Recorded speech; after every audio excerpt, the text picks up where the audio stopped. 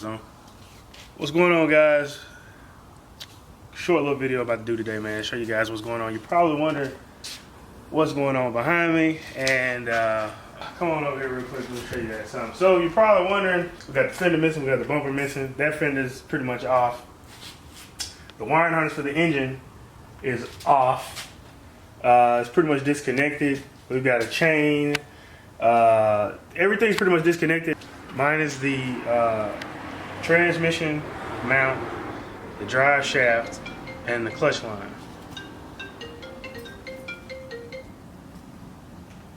So you guys are probably wondering why I am essentially pulling the motor out of the 300. Well, we were having a few issues with the alternator. Come to find out, it was my power steering line that was leaking onto the alternator and trashing it, pretty much, where it was the alternator wasn't doing its job, wasn't charging the battery. So I got a brand new battery and all that stuff, new terminals, a couple other things. I'm still having some electrical problems, and it boiled down to that. And I realized that as I was about to pull the engine out. So the reason for me pulling the engine out, it was not to fix the alternator. Of course, I had replaced it already. The reason for me pulling the engine out, well, I had decided that it was time to make another change. And I know we did a big swap earlier this year with the manual swap, which honestly wasn't that hard, wasn't that big, but I decided to make another swap. So we're going to be swapping the motor. So a lot of you guys are probably wondering, are you going TT, twin turbo? What are you putting in here? There's another guy on YouTube, Calvin's Garage, I think. He just did a 2JZ swap out of a Supra. People do the Nissan 240 motors, the I don't know what you call those engines, little 4-cylinder inline fours or whatever. But yeah, anyway, we're not doing any of that. As you guys can see, we got the Camaro. She's cam. I got the GM truck, 4.8 liters. So let me go get the engine that we're gonna be putting into this. Just stay right there.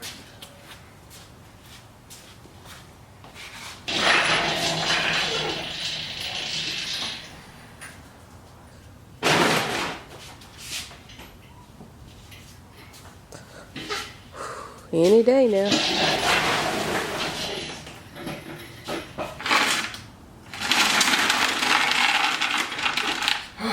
Okay. So as you can see, guys, we got a 5.3 liter LS motor out of a 2002 Chevy Tahoe. So this is an LM7, 5.3 liters, 8-cylinder. It's kind of crusty right now. Doesn't look the best. But it's been in the truck. I think it has like 180-some thousand miles on it, which isn't that bad for what it is. It's being an LS motor. So guys, I put this up for about 400 bucks.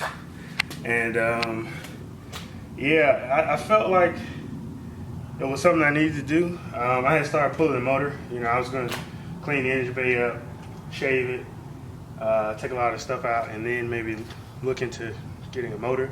But this motor kind of came along, and I had the truck now, so it's kind of easy to get it. So I went in and just spent the money and got the engine, and before I even got this engine out. So the next episode, guys, we're going to be taking our time and breaking this engine down. So that means, you know, getting rid of the power steering, pump, pulley, alternator, water pump, AC compressor, this truck intake, the headers, of course, or the manifolds rather. Probably pulling the valve covers, looking inside, see what we're working with, getting rid of all this stuff. And then after that, we're going to be modifying. So the plan for this engine, of course, we're going to go with probably an LS2 or an LS6 intake. We're going to go with the Corvette dampener, Corvette accessories, so LS2 Corvette accessories to make it fit. I probably won't be able to keep AC from what it's looking like. I may be able to. I just have to do some custom mounting, and I'm not really into custom fab and anything yet, but I may find somebody or learn by the time it's needed. But just to get it in the car, get it running, we're gonna go with no AC to start off.